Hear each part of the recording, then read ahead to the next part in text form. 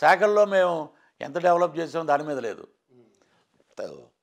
శ్యాంబాబు నా క్యారెక్టర్ వేశాడు, నేను డ్యాన్స్ వేశాను, దాని ఇది ఏంటండి నాకు అర్థమవుతుంది.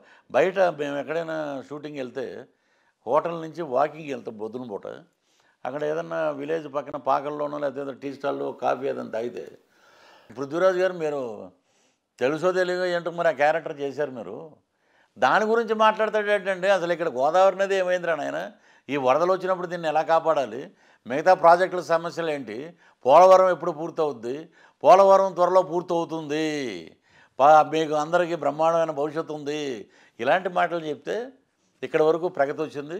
కేంద్ర గవర్నమెంట్ మాకు ఇన్ని నిధులు ఇవ్వలేదు కాబట్టి ఈ నిధులు రాగానే దీన్ని చంద్రబాబు నాయుడు గారు ఇదివరకు అవినీతి చేశారు, మేము దాన్ని నీతి చేసాం, మేము రివర్స్ టెండరింగ్ విధానం పెట్టాం, మేము బ్రహ్మాండం చేసాం, జగన్మోహన్ రెడ్డి దేవుడు, ఈ రాష్ట్రానికి బ్రహ్మాండం అని ఇలాంటివి చెప్పండి. అంటే చేసిన అభివృద్ధి పనులు చెప్పకుండా, అభివృద్ధి పనులు చెప్పకుండా సినిమాల గురించి మాట్లాడుతున్నారు. టూరిజంలో నువ్వేం చేసావు? టూరిజం ఎప్పుడు నువ్వు మనకి ఇద్దరు వ్యక్తులండి తిరుమలలో ఎక్కువ వెళ్ళేది. గవర్నర్ నరసింహం గారు ఎక్కువ తిరుమల వెళ్ళేవాడు అప్పట్లో ఉమ్మడి రాష్ట్రం ఉన్నప్పుడు. నెక్స్ట్ ఈవిడ కుప్పం కదా పక్కనే డమ్మన పైకి వెళ్ళటం. కొండ మీద రాజకీయాలు ఏంటండి? కొండ మీద రాజకీయాలు మాట్లాడటం ఏంటి? ఎదవలు అంటాం, దుర్మార్గులు అంటాం, ప్యాకేజ్ స్టార్లు అంటాం, దరిద్రుడు అంటాం, దౌర్భాగ్యుడు అంటాం. వీటికి అన్నిటికీ కడిగే రోజు పుణ్యక్షేత్రానికి వెళ్ళినా కూడా రాజకీయాలు అసలు మా వదలలేదు. అభివృద్ధి ఏంటి? ఈరోజు 27వ స్థానంలో ఉంది ఆంధ్రప్రదేశ్ టూరిజం భారతదేశంలో. ఇంకా మీరు అభివృద్ధి ఏది? అయ్యా ఇక్కడ మేము ఇలాగ తిరుపతిలో ఇలాగ చంద్రగిరి ఉంది, దీన్ని ఇలా డెవలప్ చేసాం, తిరుమల రావడానికి మేము ఇలాగ రోప్వే ఏదో వేస్తాం అనుకుంటున్నాం, లేకపోతే మేము టూరిజానికి కోసం బ్రహ్మాండంగా ఋషికొండని సగం గురిగేసాం. ఎందుకంటే అంటే టూరిజానికి సంబంధించి 4.5 సంవత్సరాలు జరిగిన అభివృద్ధులు ఏమంటారు చెప్పు? ఏముందండి? ఏమీ లేదు. మనం డ్రెస్సులు వేసుకోవటం, తిరగటం సరిపోయింది, అయిపోయింది. ఏం చేశారు మీరు? ఒక కాకినాడ హార్బర్ ఉంది, ఇటేపు ఒక టూరిజం ప్లేస్ ఏముంది? ఆంధ్రప్రదేశ్లో టూరిజం ప్లేస్ ఎక్కడికి వెళ్తే మనం కాసేపు ఆ చరిత్ర తెలుసుకోవచ్చు అనేవి చాలా ఉన్నాయండి. వీళ్ళ దగ్గర ఏమీ లేవు. బూతులు నేర్పడానికి ఒక స్కూల్ పెట్టాం నగిరి, రండి బూతులు నేర్చుకోండి, గవర్నమెంట్ లబ్ధి పొందండి, రండి ఇక్కడ పిహెచ్డీలు ఇస్తాం, ఇక్కడ డిగ్రీలు ఇస్తాం అనే ఒక సీఎం లెవెల్లో ఉన్న వ్యక్తి చైర్లో కూర్చుని ఒక ఫంక్షన్కి వెళ్ళినప్పుడు, ప్రజలకు సంబంధించిన ఒక కార్యక్రమానికి హాజరైనప్పుడు జోగి రమేష్ లాంటి వాడు ఒక మంత్రి, బీసీ మంత్రి, బీసీలు నా ప్రాణం నా ఇదే అన్న మంత్రి ఎన్ని మాటలు మాట్లాడాడండి. ఆయన చూసి ఇలా కూర్చుని ఆయన ఎలా నవ్వుతున్నాడు, ఖండించాలి కదా ఆయన. రే ఏంట్రా నువ్వు మాట్లాడేది, రేపు పొద్దున్న ఏం చూసుకుని మాట్లాడుతున్నావు, ఏంటి నీ బలుపేంటి, నీ అహంకారం ఏంటి అని అడగాలి కదండి. అలా నువ్వేం మీరే ఎంకరేజ్ చేస్తుంటే, మీరే సపోర్ట్ ఇస్తుంటే ఇంకేముంది? ఇంకా వ్యవస్థ ఎక్కడైనా ప్రెస్ మీట్ ఉందా? ఇప్పుడు మనం ఢిల్లీలో ఆయన్ని ముఖ్యమంత్రి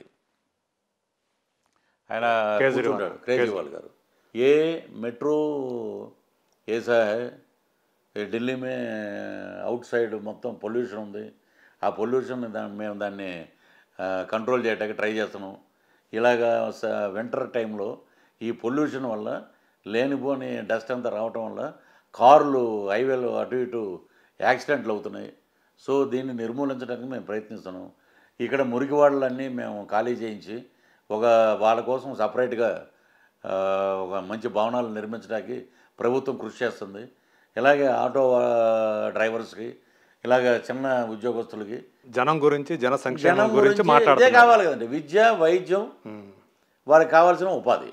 అంటే ఇప్పుడు ఆంధ్రాలో అవి జరగట్లేదు అంట. ఎక్కడుందండి ఇంత ఇదిగా ప్రెస్ మీట్ పెట్టిన సీఎం ఎక్కడ? ఆయన మీకు కొడితే ఏదంటే ఆలోచించండి, ఆడొక ఎదవా ఈడొక ఎదవా అని మాట్లాడటం తప్ప, ఒక చెయ్యి ఇలా చూపిస్తే 3 ఏళ్ళు మనకు తిరిగి చూపిస్తాయి. కానీ ఇప్పటికీ కొంతమందికి నెలకి ఎంత అని చెప్పేసి ఉన్నాయండి ఇవ్వటం, కొన్ని స్కీమ్స్ అమలు చేస్తున్నారు కదా. నెలకు వచ్చే ఈ ప్రజా సంక్షేమం మేము చేసాం, అభివృద్ధి చేసాం, స్కీమ్స్ బోర్డు పెట్టామన్నారు, నెలకి ఇస్తున్నామని. ఎందుకు నిన్న కాక మొన్న కాపు నేస్తామని చెప్పేసి రిలీజ్ చేస్తారు, దాంట్లో అకౌంట్ కాపు నేస్తం ఎప్పుడు వచ్చిందండి? ఇప్పుడు కాపులు బాగా ఉధృతంగా వెళ్తున్న టైంలో కాపు నేస్తామని అంటే వచ్చింది. కరెక్ట్గా అంటే పొత్తు ఈయన ప్రకటించిన తర్వాత 2 రోజులకి రెండో రోజుకే కాపు నేస్తాం. ఉమ్, ఇవన్నీ జనాలు బాగా కాపులు కూడా చాలా ఇది కూడా రాజకీయంలో భాగమే. రాజకీయంలో పార్ట్ అండి అది. Is a part of politician, అంటే పార్ట్ ఆఫ్ పొలిటీషియన్. కాపులందరూ కూడా మళ్ళీ జనసేన వైపు వెళ్లకుండా నిలుపుదల చేసే ఇప్పుడు కార్యక్రమంలో భాగం అంటారా? అది వాళ్ళ ఊహ, వాళ్ళు అనుకున్నటువంటి పరిజ్ఞానం. ఉమ్, ప్రజల పరిజ్ఞానం వేరే ఉంది. ఇది నాటే జనసేన, ఇది నాటే కాపుల పార్టీ. అన్ని మతాలు అన్ని కులాలను కలుపుకునే పార్టీ అండి. గోవిందుడు అందరూ వాడు, that is Pawan Kalyan. Okay. వీళ్ళు ఎన్ని రకాలుగా మాట్లాడినా ఎన్ని రకాలుగా చేసినా అంతిమ విజయం జనసేనది, పొత్తున్న పార్టీలదే. ఆయన నిన్న కూడా అనౌన్స్ చేశాడు కదండి, పదవుల గురించి మనకి రావాల్సిన ఈ వీటి గురించి కాదు మనం మాట్లాడవలసిన అవసరం లేదు. There is a joint action committee. ఆ కమిటీకి చైర్మన్గా నాదెండ్ల మనోహర్ గారిని పెట్టాం. ఇతరత్ర తెలుగుదేశంలో ఉన్నటువంటి ముఖ్య నాయకులు, జనసేనలో ఉన్నటువంటి ముఖ్యమైన నాయకులు, ఇతరత్ర అందరూ కలిసి దాన్ని ఫార్మ్ చేస్తారు, దాని కార్యాచరణ తెలియజేస్తారు. అంటే వాళ్ళు ప్రధానంగా వైసీపీ వాళ్ళు చేస్తున్నటువంటి ఒక ఇదేంటంటే, రేపు ఎలక్షన్స్లో మీరు ఓకే పొత్తుతోటి చేస్తారు, అండర్స్టాండింగ్తో చేస్తారు, ముఖ్యమంత్రి అభ్యర్థి ఎవరు అప్పుడు మీకెందుకండి దురద? కనీసం అది చెప్పలేని పరిస్థితి చెప్పలేని చెప్తాం. ఆ పరిస్థితి ఉంది, చెప్పలేని పరిస్థితి అలాగుంది. ఆయన కాకపోతే ఆయన జైలుకి వెళ్ళిపోయాడండి. ముఖ్యమంత్రి ఎవరు నేను అడుగుతున్నా?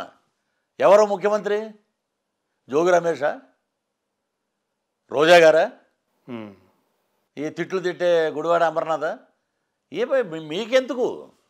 ప్రజాక్షేత్రంలో వ్యూహాలు చాలా ఉంటాయి.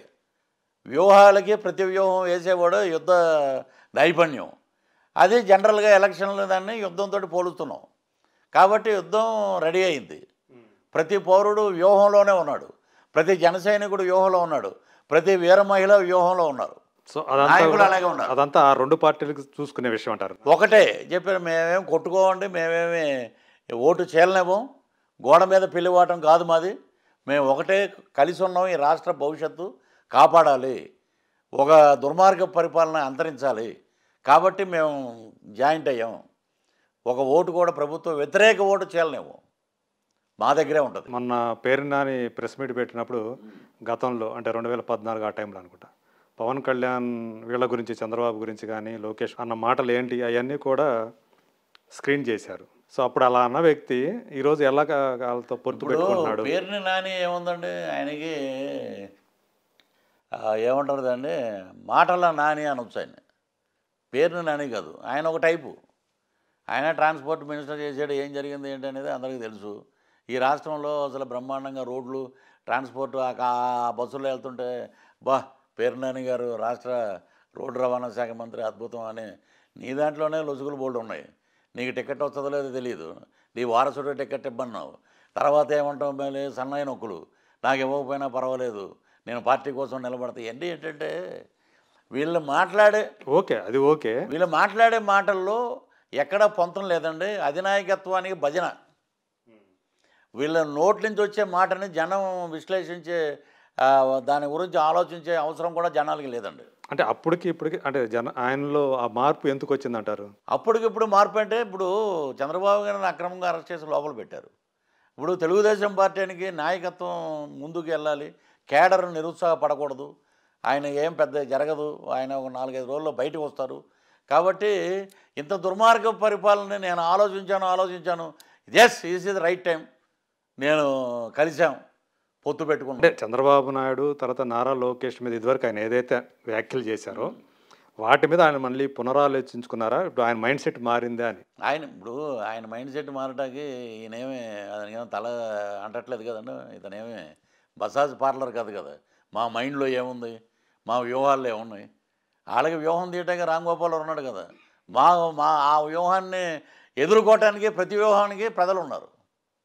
2024 వర్డిక్ట్ అద్భుతం, ప్రజారాజ్యం, ప్రజలు కోరుకునే ప్రభుత్వం, జనసేన కళల ప్రభుత్వం, ఇవన్నీ వస్తాయండి. అంటే ఆ వ్యూహానికి జనమే ప్రతి వ్యూహం. అంతేనండి. ఓటు ద్వారా తీర్పు చెప్తారండి, గోబ పగల కొట్టేస్తారు ఒక్కొక్కటికి. అంటే రేపు పొత్తు ఎటుతిరిగి ఖాయమైంది. అవునండి. సో ఇక్కడ కూడా అంటే ఎన్ని సీట్లు ఇస్తారు ఏంటి అనే దాని మీద కొంచెం జరుగుతున్నాయి కదా, తర్జన భర్జన జరుగుతున్నాయి. ఈ విషయంలో తగ్గకూడదని చెప్పేసి జన సైనికులు కూడా కొంచెం ఎక్కువగా సీట్లలోనే మనం నిలబడాలి అన్న కోరిక ఖచ్చితంగా ఉంటుంది, ఏ పార్టీలో అయినా ఉంటుంది. సో ఇక్కడ ఏమన్నా రాజీ పడే అవకాశం ఉంటుందా మీ అధినాయకుడు? ఎక్కడ ఇప్పుడు ఒకటి ఉందండి, అంటే గతంలో 35 ఎన్నో అన్నే ఇస్తా అదే ఉన్నారు అదే కదా. అదే. ఇప్పుడు మా ఇంట్లో పెళ్లి జరుగుతుంది సార్, ఒక సంవత్సరం తర్వాత పెళ్ళి. రోజు వచ్చి ఏమంటే మా అబ్బాయి పెళ్ళండి మా అబ్బాయి పెళ్ళండి అని చెప్పలేము, చూసేవాడికి కూడా రోతగా ఉంటుంది. టైం వచ్చింది కాబట్టి మా అబ్బాయి పెళ్ళి ఫిక్స్ అయ్యిందండి అని చెప్పాం మొన్న, పొత్తు ఖరారైందని. ఎంతమంది వస్తారండి భోజనాలకి, ఏం ఐటమ్స్ పెడతారు, అది మీకెందుకు? అదే ఆ తర్వాత నిర్ణయిస్తాం. దానికి ఒక కమిటీ పెట్టాం, జాయింట్ యాక్షన్ కమిటీ పెట్టాం. ఆ కమిటీ విల్ డిసైడ్ ఫేవర్గా మనం ఎక్కడెక్కడ మనం ఇదిగా ఉన్నాము, ఎక్కడ మనం ప్రభావితంగా ఉన్నాము, ఎక్కడ మనం శత్రువుని దారుణంగా కొట్టగలుగుతాము. ఇవన్నీ నాయకులు ఉన్న సమన్వయ కమిటీ అవన్నీ కూర్చుని ఒక చక్కటి అవగాహనకు వచ్చి ఒక త్వరలోనే అవి కూడా ప్రకటిస్తారండి. ఈ మధ్య మీరు గల్ఫ్కి వెళ్ళారు కదా. అవునండి. సో అక్కడ జనసేనకు సంబంధించిన కార్యక్రమం ఈవెంట్స్ చేశారు కదా, ఎలా జరిగింది అది? అద్భుతం అండి, అసలు నేను ఎక్స్పెక్ట్ చేయలేదండి. అంటే జనం నుంచి బాగా ఊరున వర్షం. సెప్టెంబర్ 2వ తారీఖు దుబాయ్లో ఆయన బర్త్డే ఆ ఫంక్షన్ కార్యక్రమం జరుగుతున్నప్పుడు మీటింగ్ మాట్లాడితే అరౌండ్ 11 o'clock వరకు వర్షంలో తడుస్తూనే ఉన్నారు. కానీ ఇంచుమించు ఒక 5-6 వేల మంది పబ్లిక్ అండి. వాళ్ళు ఒకటే అండి, పృథ్వీరాజ్ గారు మీరు చెప్పినవి మాకు బాగా నచ్చినాయి. ఒక మనిషి ఓటుని 100 మందితోటి ఓటు వేయించేటట్టు మోటివేట్ చేయడమే మా లక్ష్యం. కాబట్టి గల్ఫ్ కంట్రీలు మొత్తం వచ్చారండి అక్కడికి. నా ఒక్కరోజు సంపాదన నా పార్టీ కోసం అనే నినాదంలో మన కేసరి గారని అక్కడ మొత్తం జనసేన